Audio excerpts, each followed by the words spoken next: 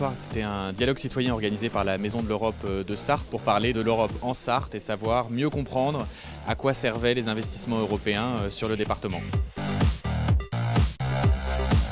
Est-ce que c'est une volonté de l'Europe d'avoir une harmonisation avec tous les pays européens au niveau fiscal, au niveau droit du travail? Il y a des questions qui reviennent de manière récurrente. Après, il y a à la fois un travail d'explication et puis après il y a un travail de conviction et chacun se fait sa propre conviction.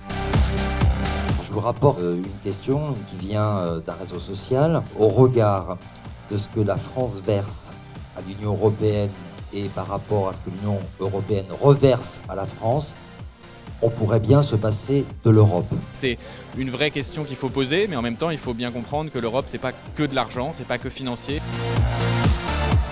N'est-il pas temps de poser la question d'une ressource fiscale pérenne pour l'Union européenne? J'ai trouvé les questions et la discussion très intéressantes. Je pense que ça montre qu'il y a vraiment beaucoup d'explications à faire sur le rôle de l'Europe, à quoi ça sert, quelle est la valeur ajoutée. Il y a une vice-présidence en charge des affaires européennes au sein de la région des Pays de la Loire parce que la région est devenue un partenaire incontournable, en tout cas un partenaire régulier de la Commission européenne, notamment par la responsabilité qui lui incombe de mettre en œuvre les politiques publiques européennes au travers des fonds qui y sont dédiés.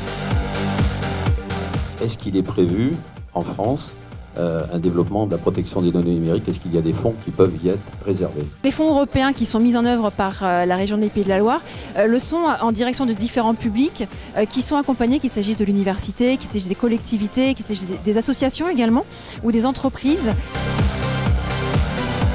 Les fonds européens gérés par les Pays de la Loire, ça représente près d'1 milliard d'euros sur une période qui va de 2014 à 2020.